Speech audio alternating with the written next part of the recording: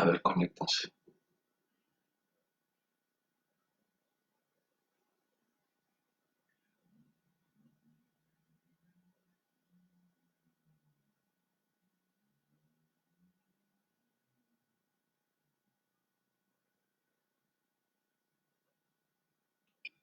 Conéctate, mi amor.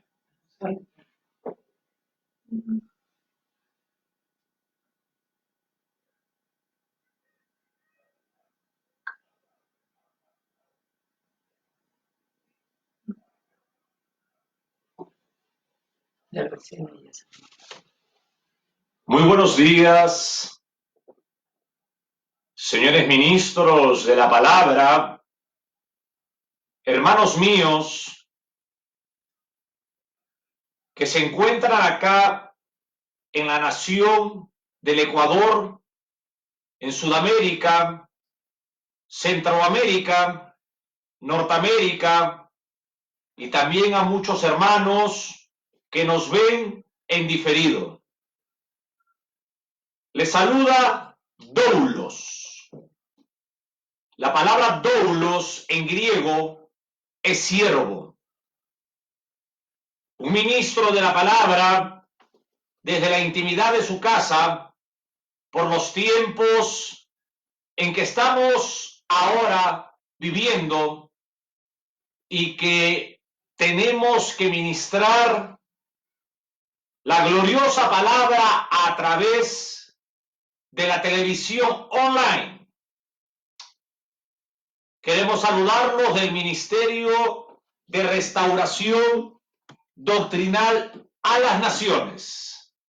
Para mí es un honor muy grande el poder estar esta mañana juntamente con mi esposa, la hermana Lorena, y también mi madre, la hermana Maritza. El día de hoy deseo compartir de una manera profunda el capítulo 4 del Evangelio según Mateo.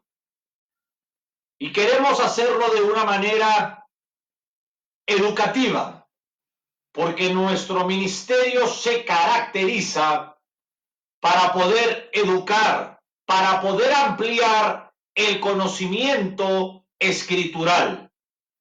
Y eso es lo que se llama la sana doctrina. La palabra sana significa etimológicamente salud. Y la palabra doctrina en el griego tiene dos palabras, la didaje y didascalia. En este caso, sana doctrina es una enseñanza que traiga salud, que traiga bienestar. Saludo a nuestra hermana Nancy, que ya está conectada.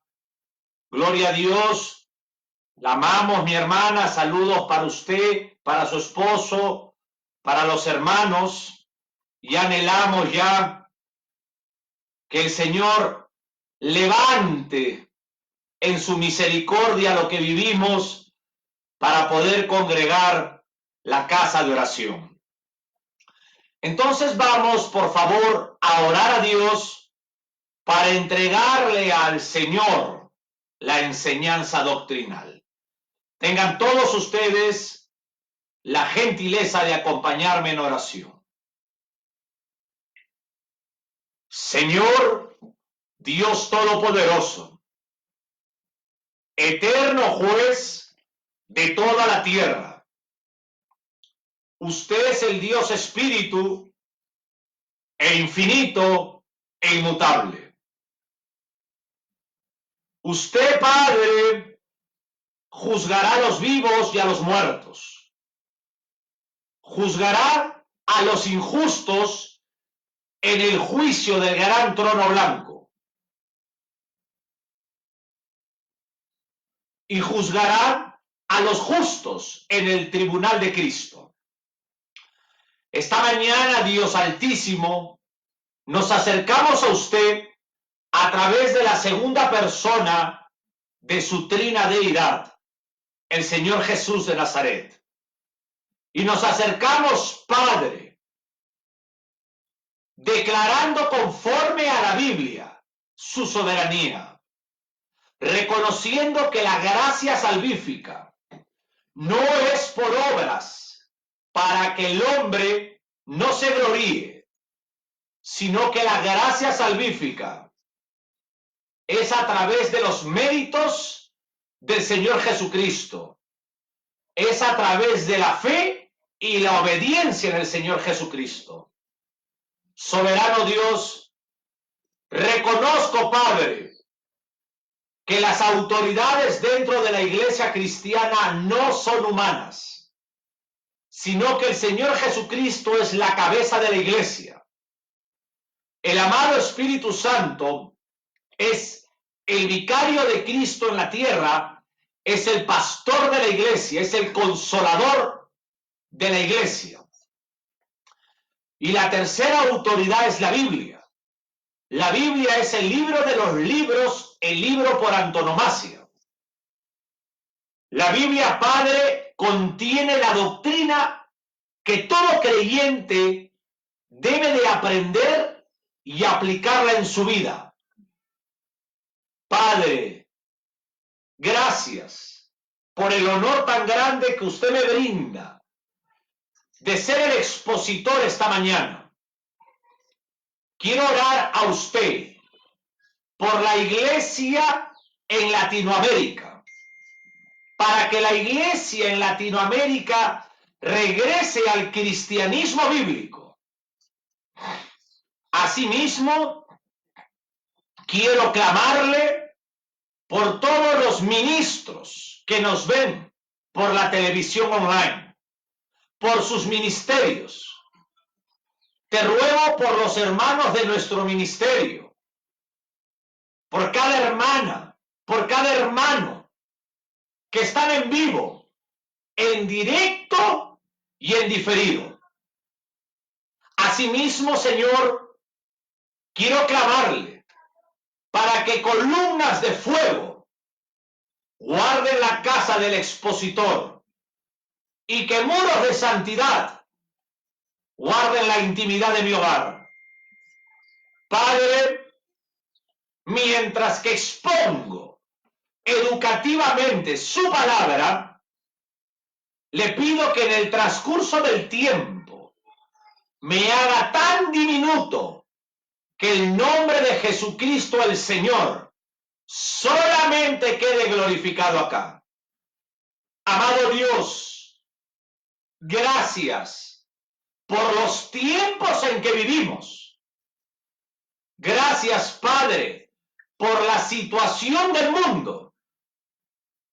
Gracias por la circunstancia en que estamos viviendo. Estamos orando, hermana. Amado Dios mío, gracias, Padre, porque lo que vivimos nos forma el carácter. Porque lo que vivimos nos consagra a usted. Lo que vivimos en el mundo, soberano Dios, restaura mi familia. Lo que vivimos en el mundo demuestra su soberanía.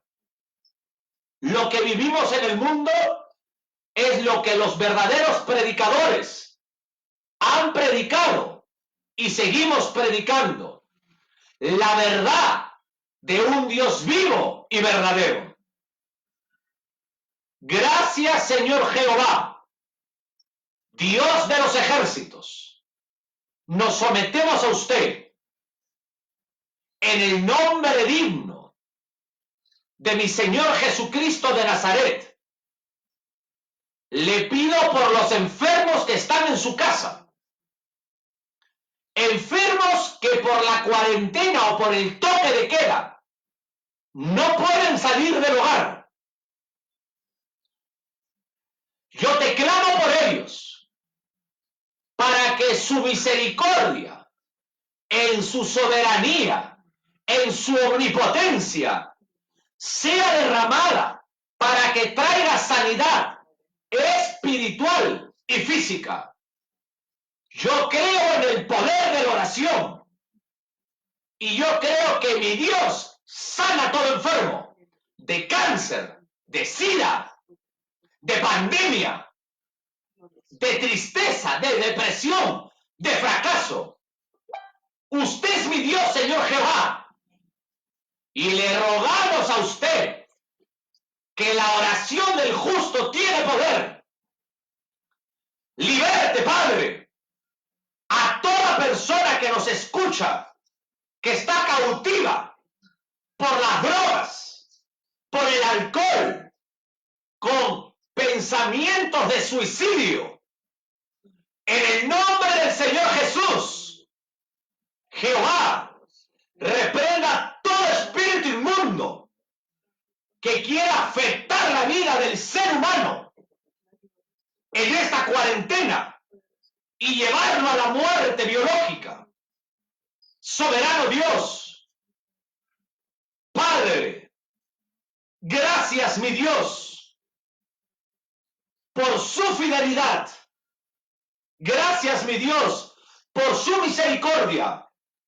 Gracias, mi Dios, porque usted honra al que lo honra y al que lo busca, lo halla. Padre, te amo, Jehová, Señor Dios omnipotente de los ejércitos. Gracias en el nombre del Señor Jesús. Amén. Y amén. Amados hermanos, que el eterno Dios les bendiga a cada uno de ustedes. Tengan todos la amabilidad de ir al Nuevo Testamento, al Evangelio según Mateo. El Evangelio según Mateo. Vámonos al capítulo 4. Recordemos que la Biblia de nosotros, el Antiguo Testamento termina con el libro del profeta Malaquías. Después pasan 400 años y aparece el primer evangelio que aparece en la Reina Valera, que es el Evangelio según Mateo. Los manuscritos más cercanos al original dicen según Mateo. La Reina Valera dice Mateo. El nombre Mateo significa regalo del Señor. Y Mateo era uno de los 12 apóstoles. Mira qué interesante. Mateo formaba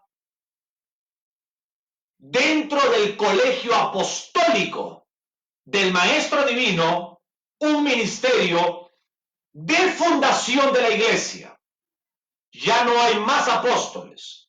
El último apóstol fue el apóstol Pablo, llamado anteriormente Saulo de Tarso, instruido por el maestro rabino Gamaliel.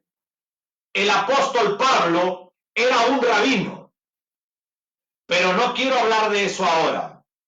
Quiero hablar del Evangelio de Mateo y voy a cruzar diferentes doctrinas bíblicas. Voy a hablar de la doctrina de la cristología. Voy a hablar de la doctrina de la demonología. Voy a hablar de la doctrina de la neumatología, que es referente a la doctrina del Espíritu Santo.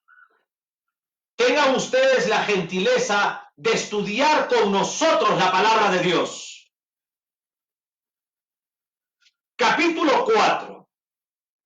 Vamos a leer el versículo 1 y lo vamos a leer honrando a nuestro Dios trinitario, porque el Dios de los cristianos es un Dios trinitario. El único Dios verdadero es el Dios trinitario. Y lo leemos en el nombre del Padre, en el nombre del Hijo y en el nombre del Espíritu Santo. Cuando yo digo en él, ese pronombre él va hablando de una persona y el Dios invisible, espíritu, se manifiesta en la Biblia como masculino. Entonces, Jesús fue llevado por el Espíritu al desierto para ser tentado por el diablo. Quiero realizar un exégesis de este versículo y quiero enseñarles como educadores ministeriales la sana doctrina. ¿Qué significa? Por ejemplo, entonces Jesús, el nombre Jesús forma parte del estudio académico de las doctrinas bíblicas. Cuando usted estudia la doctrina bíblica, usted aprende los nombres de Dios en el Antiguo Testamento, que es el Tanaj de los judíos, y el Nuevo Testamento. Ahora, el nombre Jesús aparece en los 4 evangelios. ¿Cuáles son los evangelios? Mateo, Marcos, Lucas y Juan. Aparece 612 veces. Después de los evangelios, de Hechos hacia adelante, predomina el nombre Cristo. Ya solamente aparece un 60 veces aproximadamente el nombre Jesús. De ahí aparece Cristo, mira, o Jesucristo. Este nombre Jesús, que aparece 612 veces en los 4 evangelios, es el nombre que Dios se puso desde el nacimiento terrenal hasta la crucifixión. Mira qué lindo es aprender la palabra de Dios. La sana doctrina es ser educados y educar a otros con toda la Biblia. Entonces Jesús fue llevado ¿por quién? Por el Espíritu. Acá hay otra doctrina, la doctrina de la neumatología. La palabra neumatología en griego es el estudio de la doctrina del Espíritu Santo. ¿Quién es el Espíritu Santo? El Espíritu Santo es la tercera persona, mira, de la trinadeidad.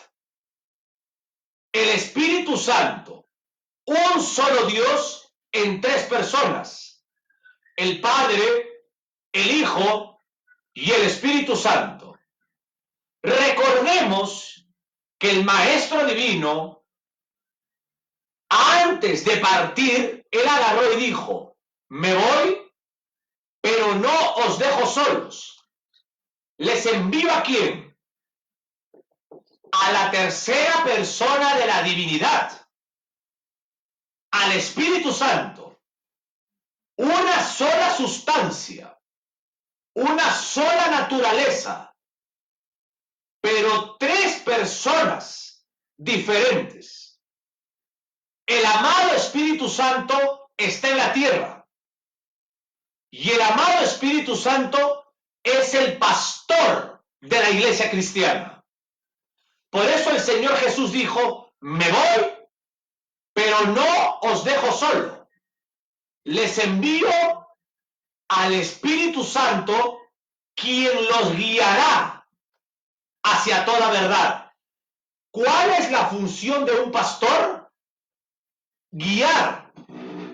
¿Y quién nos guía? El Espíritu Santo. Por lo tanto, Dios es santo. La Biblia nos enseña 21 atributos para Dios. Pero Dios debe de tener atributos que no ha revelado en la Biblia y que solamente Jehová Dios los conoce. Una belleza es la Biblia, porque Dios es infinito y 21 atributos infinitos no es mucho para un Dios eterno e infinito. Pero dentro de la Biblia habla del atributo de la santidad. Mira qué lindo. Y Dios es santo no por lo que hace, sino por lo que es. Dios es omnipotente. El Hijo es omnipotente. El Espíritu Santo es omnipotente. El Señor Jesús deja su Espíritu Santo en la tierra. Él es el pastor de la iglesia. Y Él es lo que en griego se llama el Paracleto. El nombre griego Paracleto significa consolador. Todo aquel que nace de nuevo y que recibe al Señor Jesús en su corazón, recibe en su ser, mira qué importante, recibe en su ser al Paracleto. Y el Paracleto, amados hermanos, es el que nos consuela. Si usted busca consuelo en este tiempo de la vida, busque al Paracleto, al pastor de la iglesia. Busque al amado Espíritu Santo. Mire toda la doctrina que hay un solo versículo. Entonces, Jesús fue llevado por el Espíritu al desierto para ser tentado ¿por quién? Por el diablo. Otra doctrina, la doctrina de la demonología. Cuando usted estudia la doctrina de la demonología, usted estudia la doctrina de Satanás, de sus principados, de sus demonios y de la manera como Satanás con sus demonios trabajan en este mundo para destruir, mira, a la humanidad. Cuando usted estudia la doctrina de la demonología, usted estudia también el reino de las tinieblas, el infierno, Sheol en hebreo y Hades en griego. Dentro del estudio de la demonología, usted encuentra aproximadamente en toda la Biblia 174 nombres para hablar de este querubín. Un día fue un querubín, un ser creado por Dios para que lo adore. Pero cuando él quiso ser adorado, dejó de ser este querubín y se le puso diferentes alias. Y entre ellas está el diablo. El nombre diablo en el griego es diabolos. Y su etimología directa es difamador, injuriador. Mira qué importante. El diablo no es omnipotente, no es omnipresente, no es omnisapiente. Satanás no tiene ni un atributo. Como ser creado, Satanás es un ser limitado, un ser fracasado y destruido en la cruz del Calvario. Déjame decirle algo. Como Satanás no es un ser omnipresente, él no está en todo lugar. Entonces él trabaja con principados y con demonios. Demonios viene de una palabra griega que es daimonión o daimon. Y en la etimología neotestamentaria significa seres inteligentes. Los demonios son seres espirituales inteligentes. Por eso tiene a la humanidad destruida. A los señores religiosos, sectarios, ateos, agnósticos y escépticos. los tiene atrapados en una tela de araña para no mirar la luz del Evangelio. Estas personas creen que pueden burlarse de Dios, pero el día de mañana, el que no sea cristiano, y se lo digo con mucha tristeza, se va a enfrentar a un infierno. Y su padre, su Dios, Satanás, estará ahí.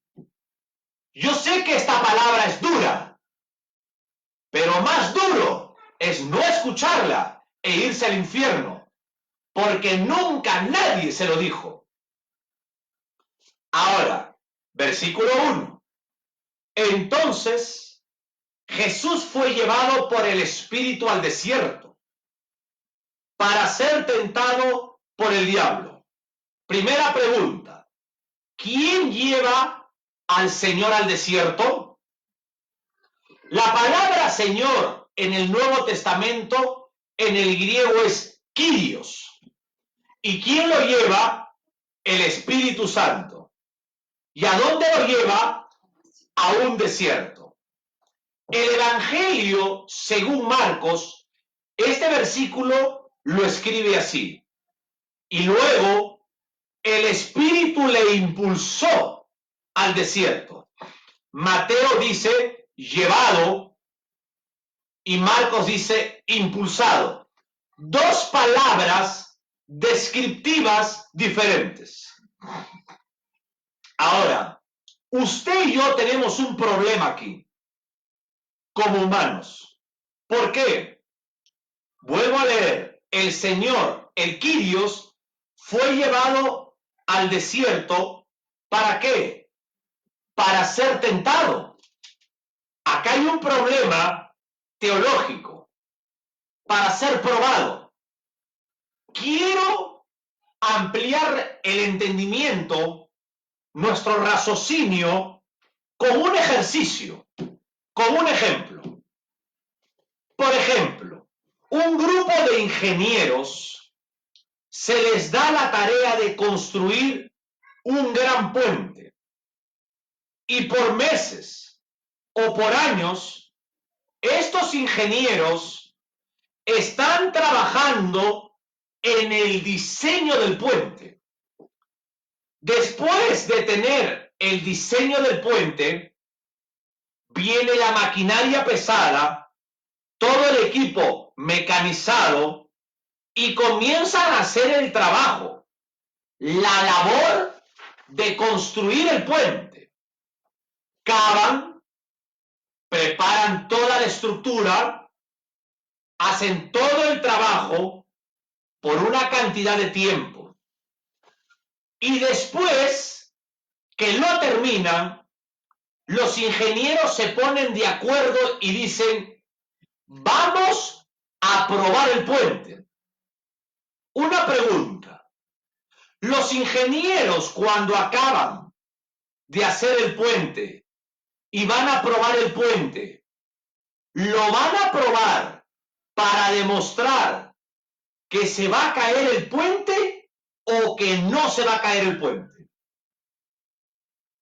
Definitivamente, la élite de ingenieros van a demostrar que el puente no se va a caer. Esos ingenieros han estado trabajando todo ese tiempo controlando el material, el mejor material, la estructura con el cual van a hacer el puente. Han estado observando a la mano de obra y perfeccionando los detalles sobre ese puente. ¿Para qué? Para que al final ese puente pueda resistir. Y cuando acabaron la construcción, los ingenieros van a probar. Mira, que ese puente no se va a caer. Ahora, eso es lo que ocurre acá. Miren acá. Jesús fue llevado al desierto para ser tentado por el diablo. Cristo no es tentado, ni tampoco Cristo es probado. para demostrar que él puede pecar. Él no es tentado ni probado para demostrar, vuelvo a decir, que él puede pecar. Al contrario, todo es al contrario. Por eso le dije que había un problema teológico. Él es tentado, él es probado para demostrar que él no puede pecar, porque él es Dios hecho carne. Y el Señor Jesús tiene una doctrina en la Biblia que se llama la impecabilidad de Cristo. La palabra impecabilidad de Cristo significa que es imposible que Cristo peque. Por lo tanto, cuando Él es probado, cuando Él es tentado, es para que Él demuestre que Él es Dios. Y como Dios, Jesús no puede pecar. Alabanza al Dios, al Rey de Reyes. Lo que tenemos aquí es eso, una demostración de la impecabilidad de Cristo. Es sometido a la prueba, es sometido a la tentación. Después de haber ayunado 40 días y 40 noches, tuvo hambre. Esa es la doctrina de la cristología, la encarnación de Cristo. Teológicamente se llama la unión hipostática. Ahora observemos lo que dijo el tentador. Le había dicho que aproximadamente 174 nombres apelativos o alias aparecen para el adversario, Satanás. Leímos en ese versículo que es diablo, pero en el versículo 3 vamos a leer otro nombre, se llama tentador. Vamos a escudriñarlo. Y vino a él, este pronombre él es para quién, para Cristo. Y vino a Cristo, ¿quién? El tentador, el diablo. ¿Y qué le dijo? Si eres el Hijo de Dios.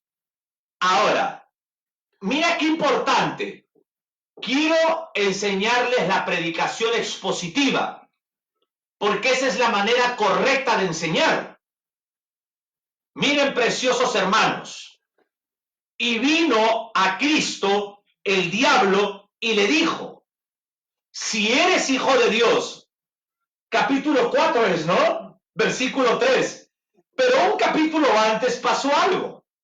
En el capítulo 3 del Evangelio de Mateo, versículo 17, el Padre, con una voz de trueno y audible, en el bautismo, a Jesús le dijo al mundo entero, este es mi Hijo amado. Pero el tentador le dice, si eres hijo de Dios. Pero un capítulo antes, el Padre había dicho, es el Hijo de Dios. Dios, hermanos, le acababa de decir, mi hijo eres tú.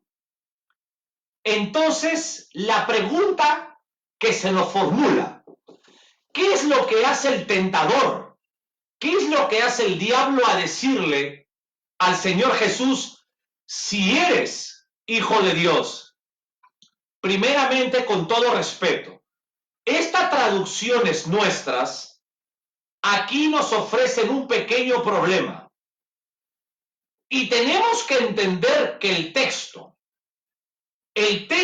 aquí es lo que se llama, para los estudiosos de la Biblia, una condición, o mejor dicho, una condicional de primera clase. Cuando usted encuentra una condicional de primera clase, eso significa que lo que se dice se asume que es verdad. Por lo tanto, cuando el tentador, el diablo, le dice, si eres hijo de Dios, Satanás está asumiendo que Jesús es el Hijo de Dios. Amén. Vuelvo a decir, en la erudición bíblica, en esta parte de nuestra traducción, que tiene algunos problemas gramaticales, mira, está asumiendo el diablo que Jesús es el Hijo de Dios. No está trayendo duda. ¿Me dejo entender? Al decir eso, no es para que el lector dude que Jesús no es el Hijo de Dios. Quiero dar un ejemplo. En Colosenses, capítulo 2 dice, si habéis resucitado con Cristo, mire lo que escribe Pablo, vuelvo a decirlo. En Colosenses, capítulo 2, Pablo dice, si habéis resucitado con Cristo. No es que Pablo esté dudando, sino que Pablo asume que es verdad.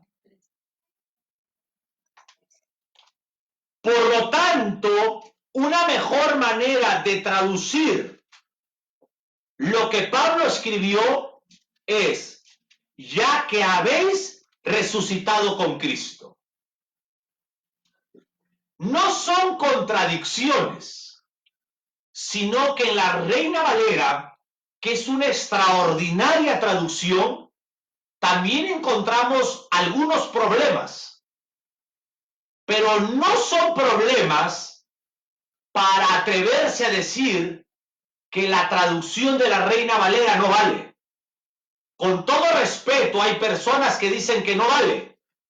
Déjeme decirle que estos dos eruditos eran expertos en griego, mejor que los griególogos de este tiempo. Y también tenemos que pensar que en ese tiempo ellos no tenían todos los manuscritos, porque eran perseguidos. Pero hay unos problemitas teológicos que para eso están los pastores maestros, humildes y sencillos para educar con amor y paciencia. Sigamos, por favor. Satanás lo que está diciendo al Señor no es cuestión de duda. El Señor sabía que era hijo de Dios y el diablo sabía que este era el Hijo de Dios. Por lo tanto, lo que Satanás está diciendo aquí, ya que eres el Hijo de Dios, dile a estas piedras que se conviertan en pan. Ahora quiero hablar sobre la doctrina de la deidad. Y solamente quiero aniquilar el pensamiento con una pequeña expresión de la secta mal llamada Testigo de Jehová. Ellos dicen que el Señor Jesús es hijo de Dios desde el nacimiento, desde la concepción de la muy amada por los cristianos llamada María. Pero quiero decirles algo. El Dios Espíritu es eterno. Por lo tanto, su Hijo tiene que ser eterno. ¿Me dejo entender? Y cuando Satanás acá dice, ya que eres el Hijo de Dios, él está afirmando que Jesús es Dios hecho carne y que él tiene el poder para convertir las piedras en pan, porque solamente Dios en el atributo de la omnipotencia, tiene el poder para convertir una piedra en un pan.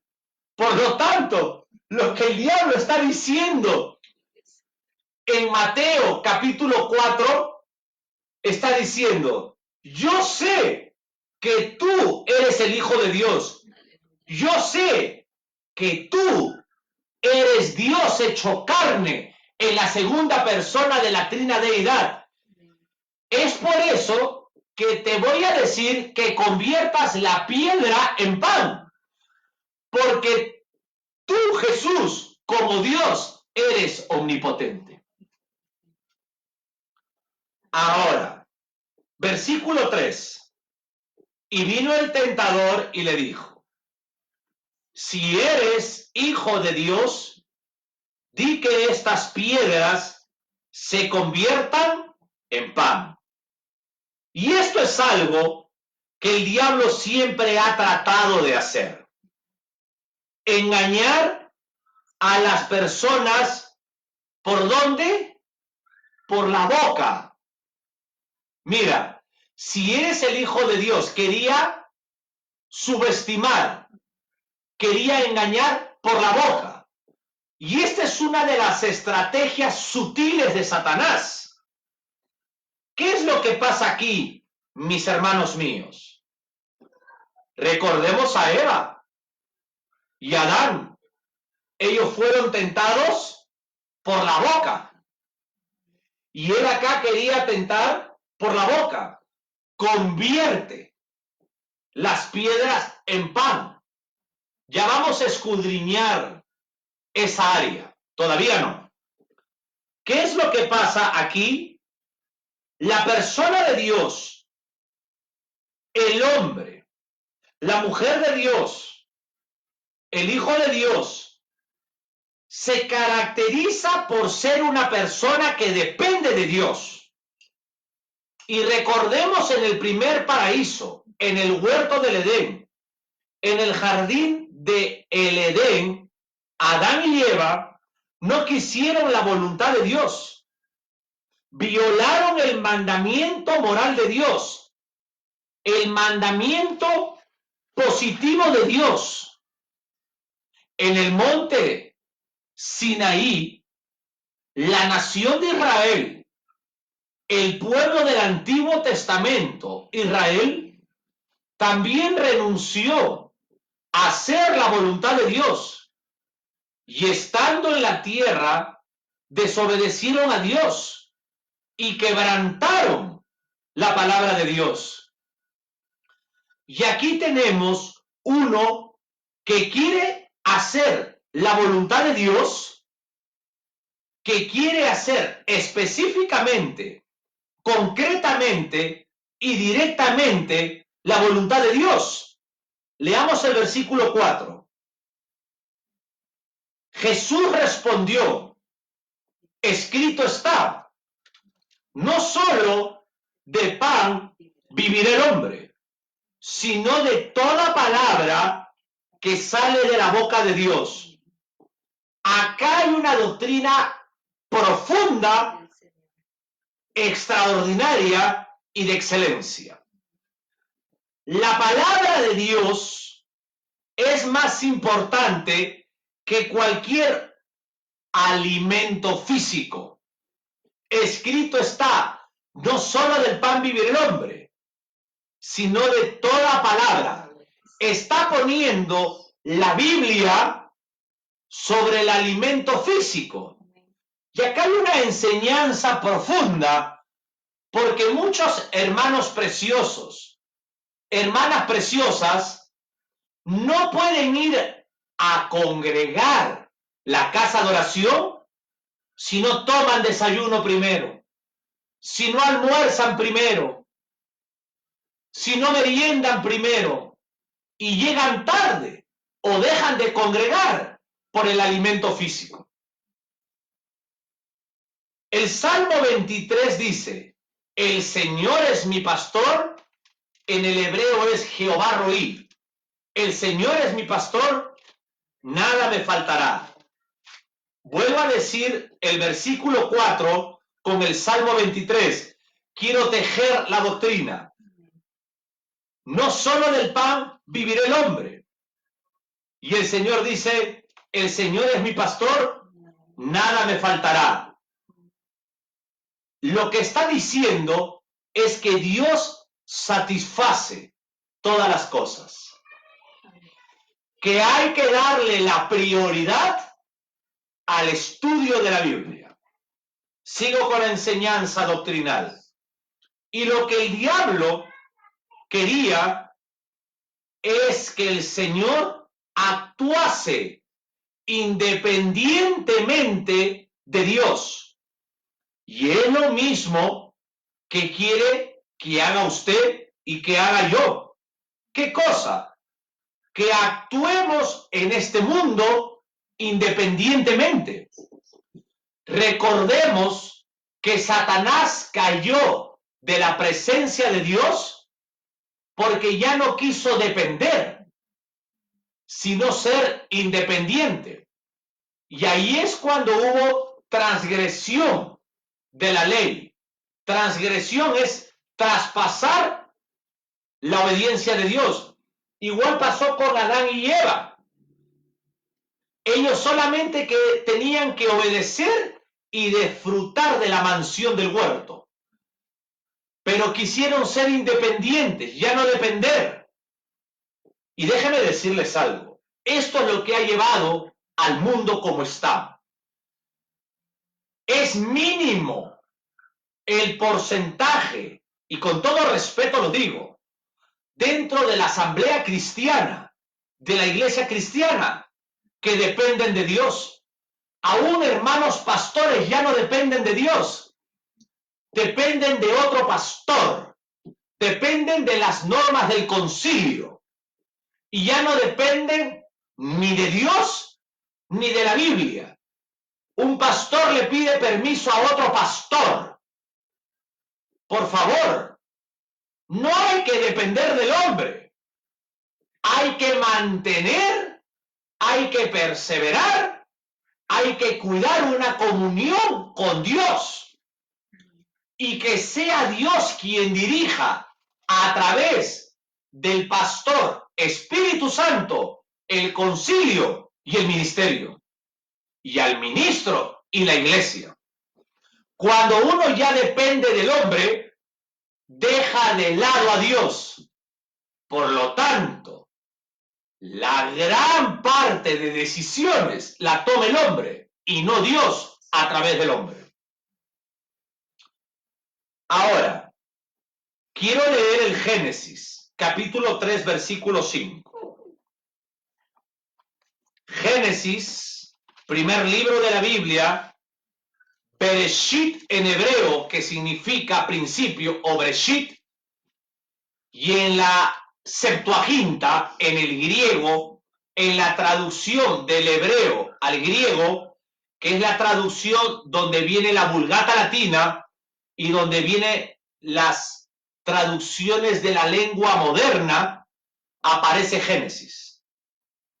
Génesis capítulo 3, versículo 5 dice así: sino que sabe Dios que el día que comáis de él, serán abiertos vuestros ojos y seréis como Dios, sabiendo el bien y el mal. En otras palabras, lo que Satanás le dice, serás independiente de Dios. No tendrás que depender de Dios. Pero en Mateo 4, en el tiempo de la tentación en el desierto, Jesús vino a hacer la voluntad de Dios y no del diablo. Y esa es una pregunta que nos debemos hacer. Usted, como creyente, como cristiano, usted que pertenece, con todo respeto, a la religión católica, o usted que pertenece a alguna religión y usted dice ser cristiano, usted está actuando independientemente a la Biblia o dependientemente a la Biblia. Si usted depende de la Biblia, entonces usted hace la voluntad de Dios. Pero si usted dice ser cristiano y actúa independientemente a la Biblia, usted no es cristiano. ¿Estás trazando su propio camino o está en el camino de Cristo Jesús? Por ejemplo, usted puede tener una cosmovisión de mirar el cristianismo, pero la Biblia tiene la única cosmovisión cristiana. Todo aquel que practique la cosmovisión bíblica es cristiano y su padre es Dios, y cuando muere en la vida de ultratumba se va al cielo. Pero todo aquel que tiene su propia cosmovisión, su padre es Satanás y su vida de ultratumba es el infierno. Con todo respeto, porque el que le habla es padre, es abuelo, es esposo, es hijo y un hombre que sufre como usted. Somos gente adulta que no estamos buscando hacer daño al prójimo, sino ayudar al prójimo, extender la palabra al prójimo. Porque yo le digo algo, el morir, todos vamos a morir biológicamente, pero el vivir después de morir biológicamente solamente es un grupo pequeño, reducido en este mundo. Y si usted con todo respeto ignora a Dios, el día que se muera, usted se va a ir al infierno y usted ya no va a poder salir de ahí. Yo le hago una pregunta. ¿Cuánto le estoy cobrando a usted por escuchar la Biblia? Nada, porque Dios no cobra. ¿Se da cuenta?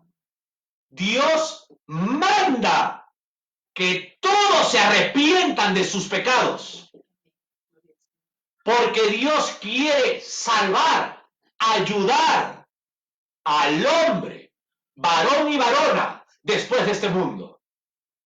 Si después de escuchar la Biblia a través de este humilde hombre, usted lo desprecia, es problema de usted y no de Dios. Y usted no puede decir que el Dios invisible, que el Dios espíritu, que no es hecho de manos de hombre, no lo está ayudando. Esto es el amor de Dios. Se llama la gracia salvífica, la doctrina de la soteriología.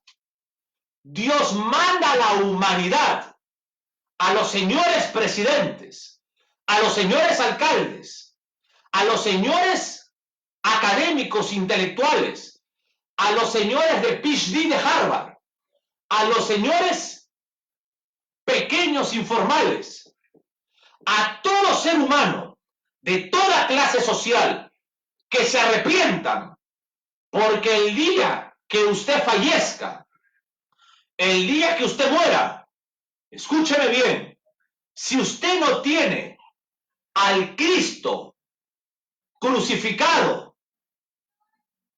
en su corazón, usted se va a ir al infierno.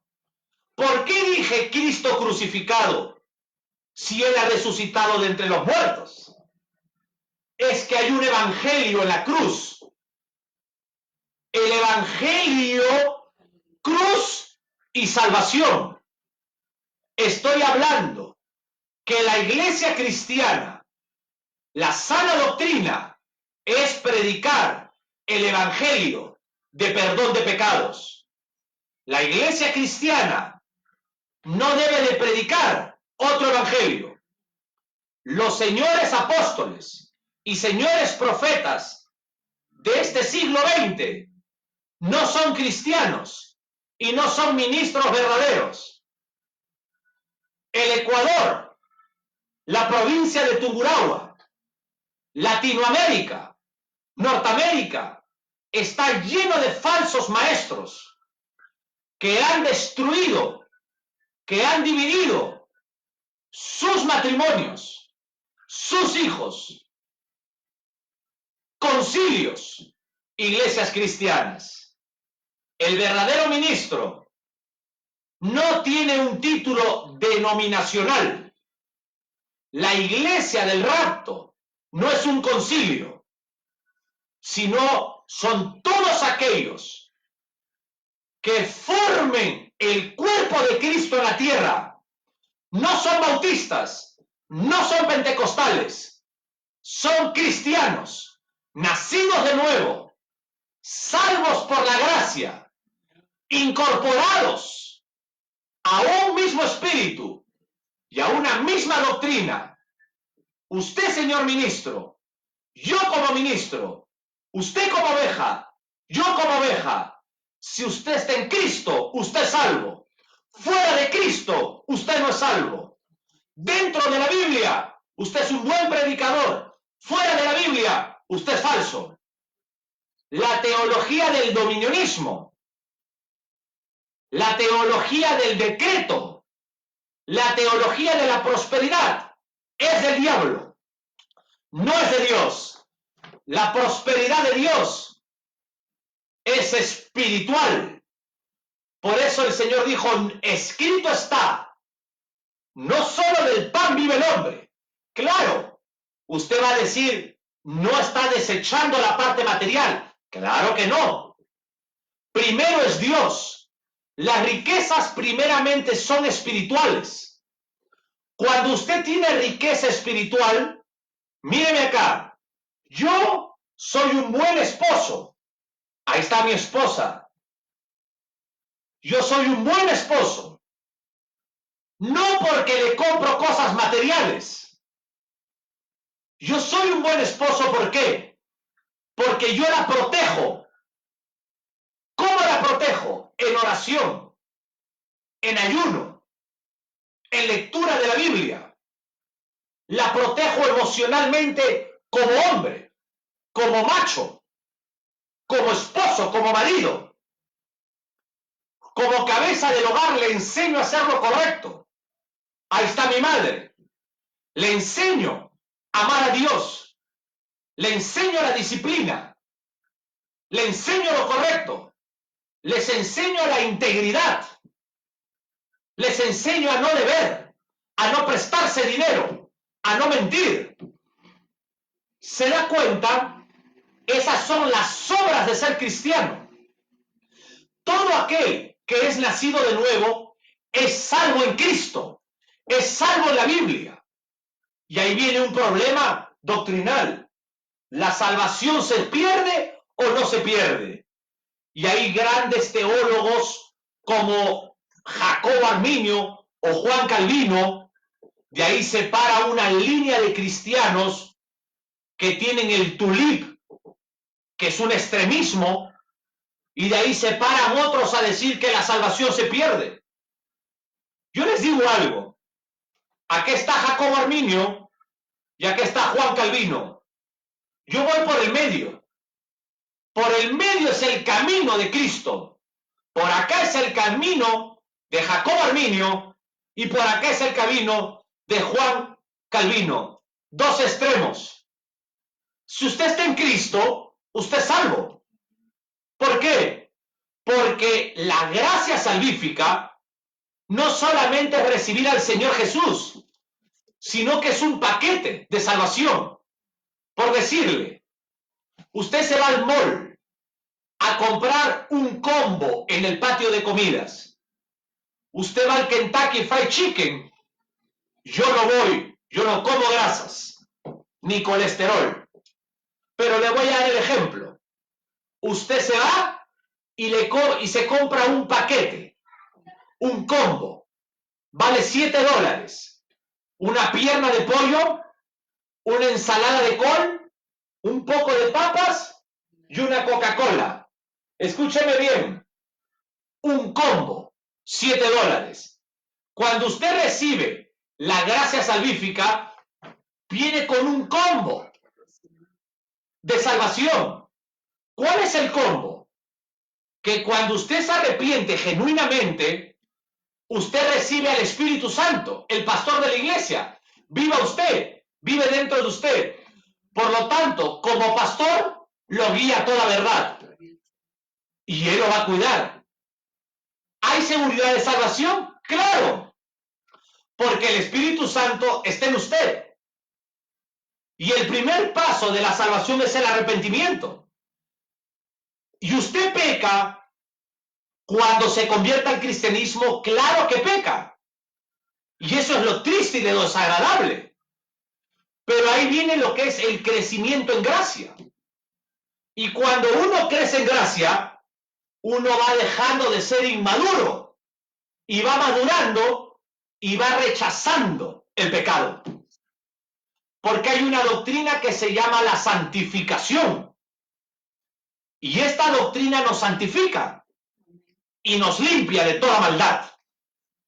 Entonces, usted no pierde la salvación si usted está en Cristo, si usted está en la Biblia. Pero si usted como pastor, usted permite como amigos, apóstoles y profetas, le aseguro que usted está perdiendo la salvación y usted va a terminar como ellos. Porque ellos no son salvos. Porque ellos se ponen títulos que no están escritos en la Biblia. ¿Cuáles son los títulos de la Biblia? Pastor, maestro y evangelista. Hay pastor evangelista y hay pastor maestro. Todos somos siervos. La palabra siervo viene del griego doulos y de ahí se deriva una palabra douleo que significa ser esclavo. Por lo tanto, un ministro es un esclavo subordinado a la palabra de Dios y al Señor Jesucristo, que es el que da el ministerio. ¿Se dan cuenta? No es un título de autoridad para oprimir o marginar, sino es un título de servicio, es un título de humildad. Las jergas dominionistas de la falsa teología del dominionismo y de la prosperidad que decreta, que decreto, que voy a hacer guerra espiritual para sacar demonios, para atar principados, que voy a hacer guerra espiritual para que los demonios del coronavirus, por favor, eso es brujería. Sigamos, tengan ustedes la amabilidad. Santiago, el apóstol Santiago, un predicador radical, a mí me gusta. Él dijo, hoy iré a esa ciudad y haré tal cosa. Seguimos hablando de la dependencia.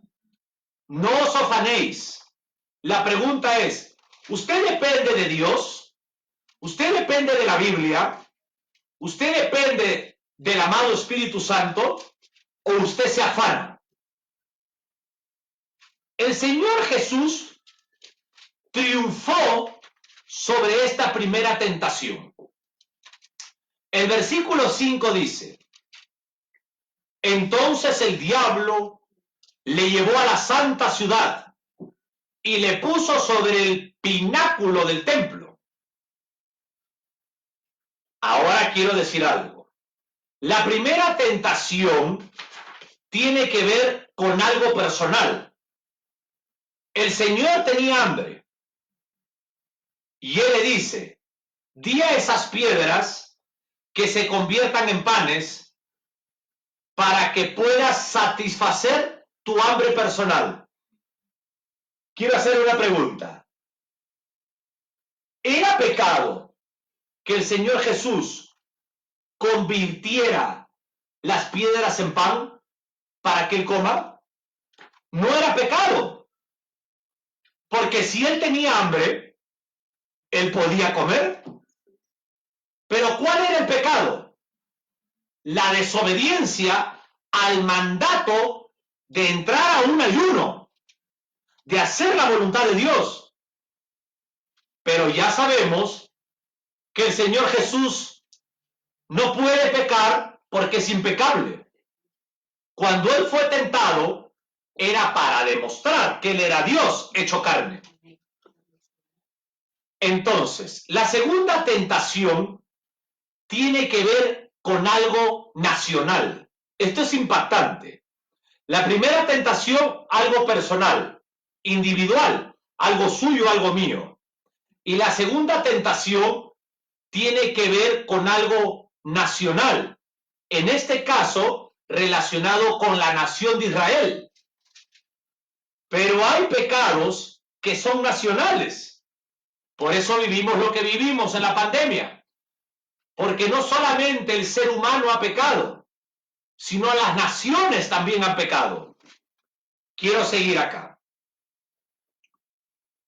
Cuando hace mención al templo, el templo en Israel hace una mención cuando dice, a ver, el diablo lo llevó a la santa ciudad y lo puso en la pináculo del templo, en la punta, en la parte de arriba. Por lo tanto, acá está hablando del templo que estaba en Israel, físico, y que ahí estaba la presencia de Dios en el Antiguo Testamento. Ahora usted tiene la presencia de Dios como iglesia dentro, porque usted y yo somos el templo de Dios. Hay una profecía en el Antiguo Testamento que dice que cuando el Mesías viniese, aparecería súbitamente en el templo. Ahora se está cumpliendo aquí. De modo que el diablo lo que está diciendo aquí es retar al Señor para que antes de tiempo, eso es lo que está diciendo acá, retar al Señor para que antes de tiempo, permítame enseñarlo. En otras palabras, fuera de la voluntad de Dios, el no depender de Dios es el pecado. El ser independiente aquí, Él está tentándolo para quebrantar su dependencia. El Señor hiciese lo que esa profecía antigua dijese. Ahora, notemos las trampas del diablo. Él quiere que nosotros hagamos fuera del tiempo lo que Dios quiere que hagamos en su tiempo. Y cuando usted y yo hacemos fuera de tiempo las cosas, estamos actuando de una manera independiente. Por lo tanto, cuando somos independientes, nos volvemos dependientes al diablo e independientes de Dios. Por ejemplo, usted depende de Dios, usted tiene ordenanzas en la Biblia. Y la ordenanza que el Señor Jesucristo ha escrito en el Nuevo Testamento es para depender, para obedecer. Y eso es santidad. El arrepentimiento es una ordenanza. Cuando uno se arrepiente, obedece, y eso es santidad. Cuando uno entra a las aguas en el bautismo, uno obedece, y eso es santidad. El agua no tiene nada para cambiar a un hombre. Yo ahorita meto a esta señora al agua, y a la hora que la meto, la saco, de repente salga con un trapo en la cabeza, porque más adelante había una mujer lavando su ropa y se le fue su camiseta o su camisa. El agua no cambia a nadie, pero la obediencia, la ordenanza, es la que le santifica y le cambia. El depender de Dios, el obedecer la voluntad de Dios, es lo que nos hace creyentes, es lo que nos hace cristianos, es lo que nos hace pecadores regenerados. Porque el pecador no regenerado no obedece a Dios, no obedece a la Biblia. no obedece al Señor Jesucristo, obedece su pensamiento, obedece su escuela bibliotecaria, obedece su religión, que le dice que puede tomar los sábados, que puede mentir, que puede ser fornicario, que puede convivir, porque esa es la trampa del diablo.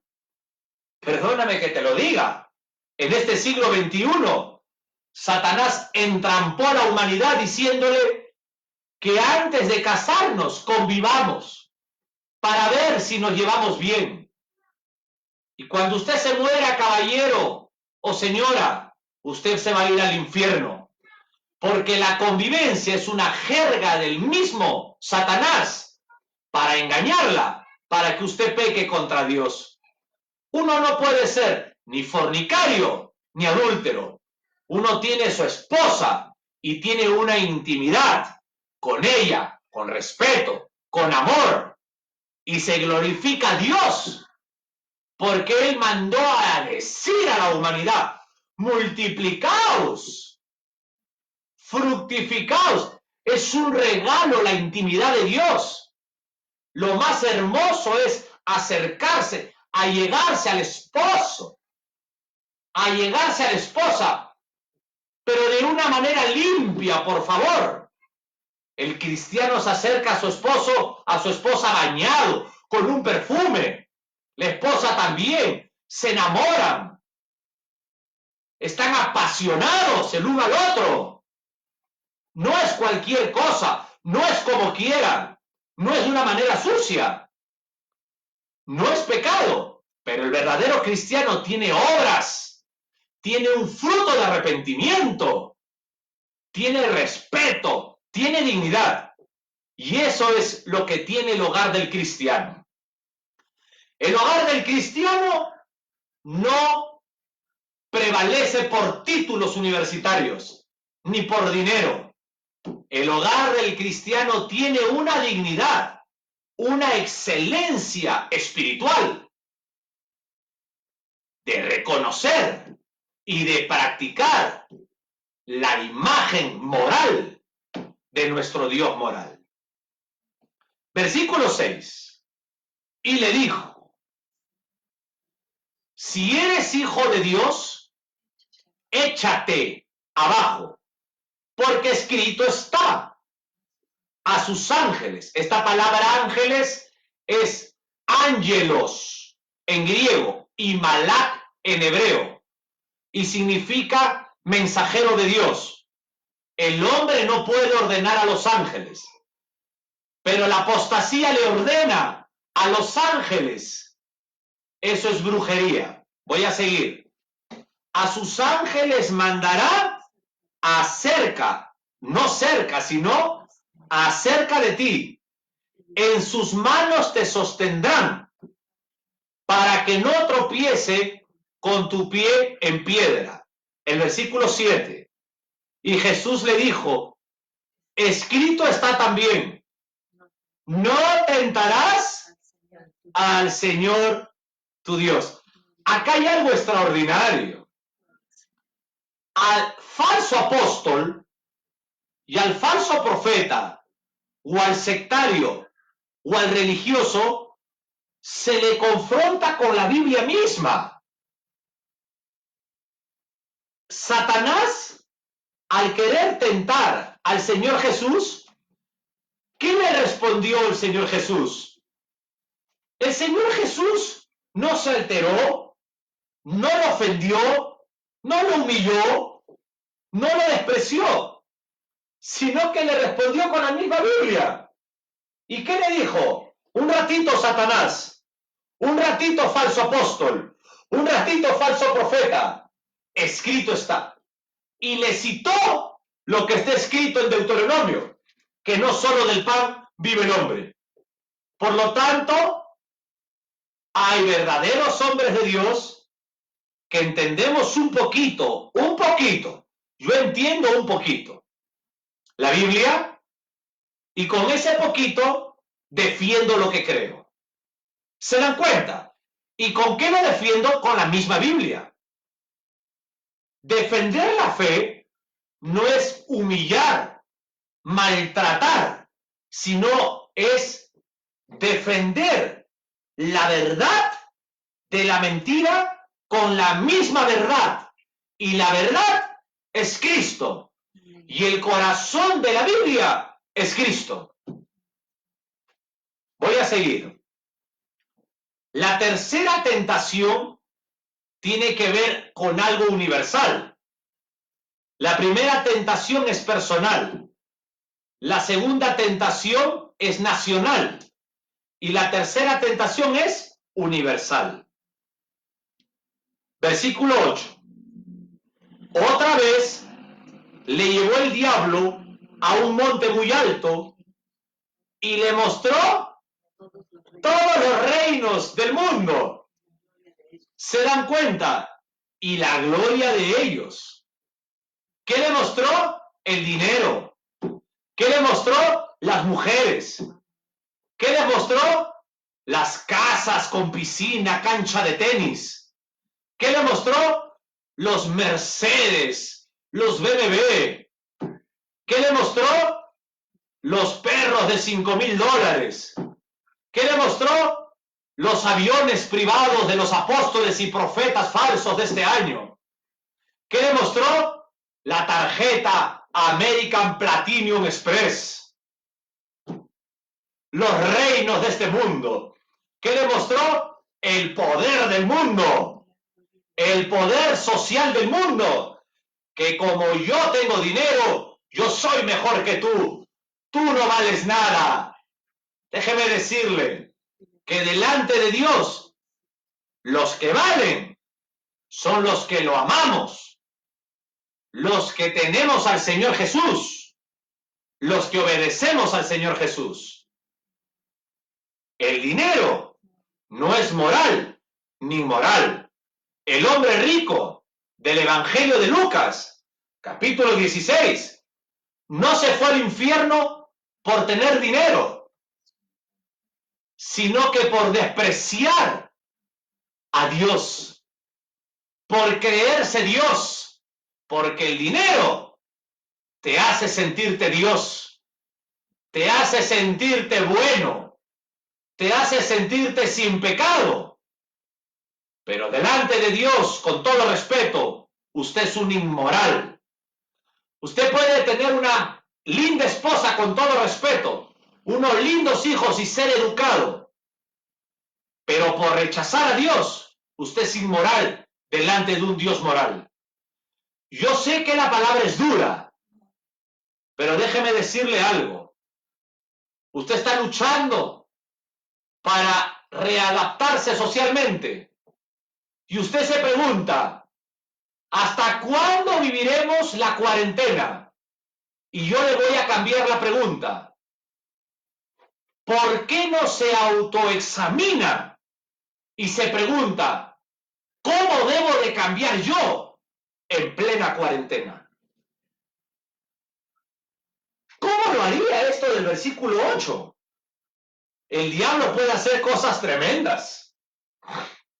Y al parecer, de una manera panorámica, como nosotros lo llamaríamos hoy una película.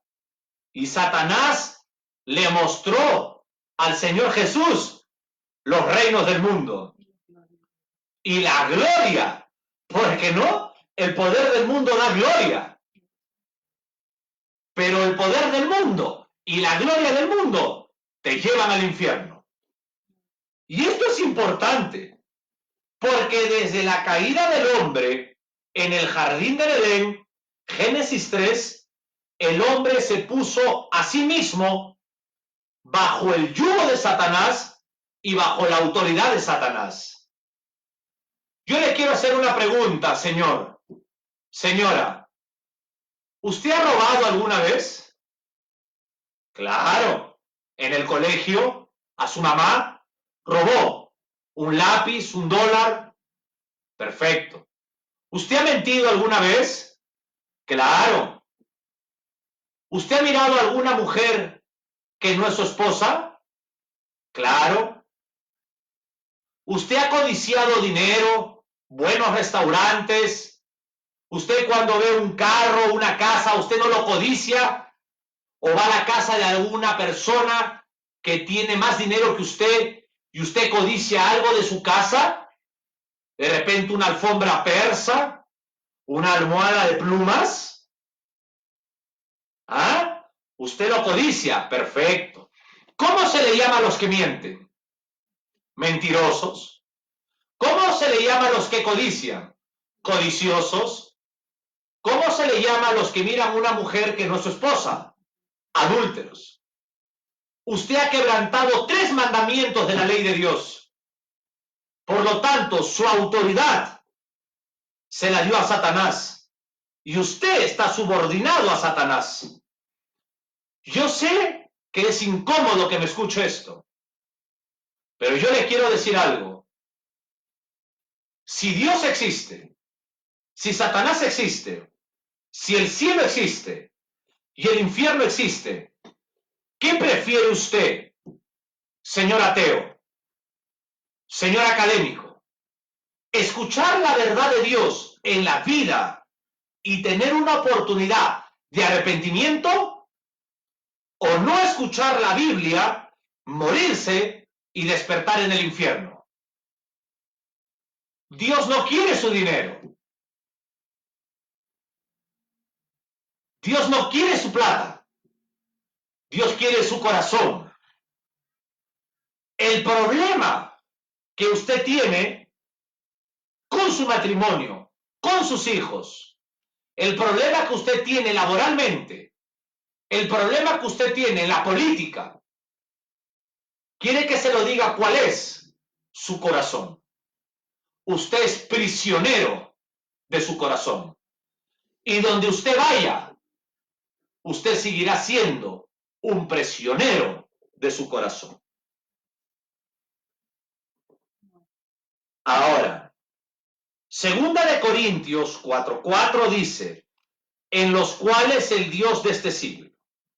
Y esto es muy interesante porque en el libro de la Revelación del Apocalipsis, capítulo 11 y capítulo 15, se canta un cántico de victoria que dice así, gloria, aleluya, alabanza a Dios. Los reinos de este mundo ahora pertenecen al Señor y su Cristo. Eso está hablando que en un tiempo próximo, en el tiempo venidero, las naciones y los moradores de la tierra le darán culto de adoración al Señor Jesucristo en el reino milenial. Versículo 23. Y recorrió Jesús toda Galilea, enseñando en las sinagogas de ellos y predicando el evangelio del reino y sanando toda enfermedad y toda dolencia en el pueblo. Ya estoy terminando. El Señor predicaba ¿qué? Un evangelio. Un evangelio es buenas nuevas, una buena noticia. ¿Y cuál es la buena noticia? La buena noticia que predicaba el Maestro Divino es la noticia del arrepentimiento. Mira qué interesante. Es la noticia del arrepentimiento. ¿Y qué cosa es arrepentirse? Se lo voy a decir. Se lo voy a ilustrar de una manera práctica. En la Biblia existió un hombre llamado Saulo de Tarso. Saulo de Tarso, y esto es muy importante, era un religioso. Él perseguía a los cristianos. Él pensaba que los cristianos eran una secta, como muchos de ustedes piensan que la religión es verdadera y que los cristianos son una secta. Él tenía una manera de pensar. Mira qué importante. ¿Y cuál era la manera de pensar? Que tenía que ir a perseguir a los cristianos. Por lo tanto, dice que el gobierno y los religiosos sacerdotes le dieron autorización. ¿Para qué? Para que se vaya a Damasco a perseguir a los cristianos, para meterlos a la cárcel y para matarlos también, seguramente.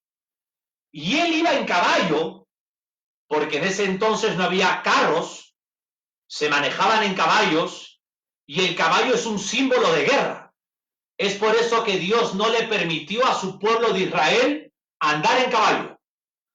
Y iban en caballo, camino a Damasco, cuando Saulo de Tarso tuvo un encuentro con el Señor Jesús. Y cuando tuvo un encuentro con el Señor Jesús, la manera, esto es importantísimo porque aquí está el arrepentimiento, la manera de pensar de Saulo cambió. Saulo era un religioso, de alguna religión, la religión del fariseísmo. Habían varias escuelas de pensamiento en el tiempo del Señor Jesús, y una de ellas era la religión del fariseo, que se golpeaba el pecho, que demostraba que era que amaba mucho a Dios, pero profesaba de boca, pero su corazón estaba lejos de Dios. Y él iba con un pensamiento diciendo, los cristianos son una secta diabólica.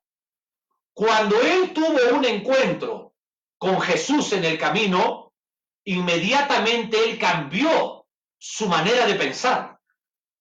Y ese es el verdadero arrepentimiento. Cuando usted tiene una manera de pensar de Dios, una manera de pensar del cristiano, pero cuando usted tiene un encuentro personal con Jesús, el Hijo de Dios, su manera de pensar de Dios y su manera de ver el cristianismo cambia. Por lo tanto, cambia su manera de vida. Ya no fuma, ya no toma, ya no miente, ya no es adúltero, ya no es fornicario, ya no es idólatra, ya no es religioso. ¿Y qué pasó con el perseguidor Saulo? Este perseguidor Saulo dejó de perseguir a los cristianos. ¿Y sabes qué le pasó? Sus amigos lo comenzaron a perseguir a Saulo. Porque Saulo ya dejó de ser religioso y se volvió cristiano. Lo hermoso y lo lindo de conocer la palabra, no para ofender, sino para hablar las cosas. Ahora, el versículo 9 para terminar. Y le dijo, todo esto te daré. Todo esto te daré. El diablo sabe cómo comprar al ser humano. ¿Y cómo lo compra? Con lo material, con lo codicioso, con la vanidad, con el orgullo. Los demonios saben utilizar las emociones, los sentimientos. Y déjeme decirle algo, en la antropología bíblica, en la doctrina del hombre, Dios le dio al hombre emociones y sentimientos para amarlo a él. Pero el astuto Satanás los usa para amar al mundo. Y le dice, todo esto te daré si postrado me adorares. Cuando la Biblia dice que Satanás quiso ser semejante a Dios, no está diciendo que quiso ser como Dios, por favor. Satanás sabía que él no era Dios. Satanás sabía que él era un ser creado. Lo que Satanás quería, tener un trono para ser adorado. Y lo consiguió. Vino a la tierra y a través del linaje de Caín creó la música del mundo. Y a través de la música adoran a Satanás. Creó la idolatría. A través de las religiones y de las sectas adoran a Satanás. Y le dice, si todo esto te daré, si postrado me adorares. Y ahí Dios Jesús le dijo, y te lo dice usted y me lo dice a mí, yo soy Dios. Entonces Jesús le dice, vete, Satanás. El Señor reprende al diablo, no el hombre. Vete, Satanás, porque escrito está. ¿Dónde estaba escrito? En el Antiguo Testamento. Al Señor tu Dios adorarás y solamente a Jesús servirás. Lo que él le dijo es, yo soy Dios y tú lo sabes, porque tú sabes el Antiguo Testamento. Tú conoces la profecía bíblica. Pero lo que Satanás hizo estaba programado en el libro de la eternidad de Dios. Tenía que pasar esto para darnos una extraordinaria enseñanza. Que el Señor Jesús es Dios hecho carne y que el Señor Jesús es impecable porque Él es Dios y es imposible que el Señor Jesús pecare. Señores ministros de la palabra, hermanos míos, damas y caballeros de diferentes religiones, es un honor muy grande que hayamos podido estar juntos en este tiempo. A todos los que nos ven en directo y nos verán en diferido, muchas gracias por su amistad a nuestras páginas online. Permítame todos ustedes orar juntamente con nosotros aquí. Soberano Dios, usted es el Dios altísimo. Usted es el Dios espíritu e infinito e inmutable. Y esta mañana queremos acercarnos en el nombre del Señor Jesús para darte las muchas gracias, porque podemos ser edificados a través de su palabra. Gracias, amado Dios. Gracias, amado Rey, porque en usted podemos confiar y descansar. Padre, quiero pedirte por mis hermanas y mis hermanos de nuestro ministerio y por todos los hermanos y hermanas de otras naciones. Quiero pedirte por sus ministros. Quiero clamarte, Padre, por la protección en sus matrimonios con sus hijos y nietos. Quiero clamarte por la provisión económica para que no nos falte la comida en este tiempo de cuarentena.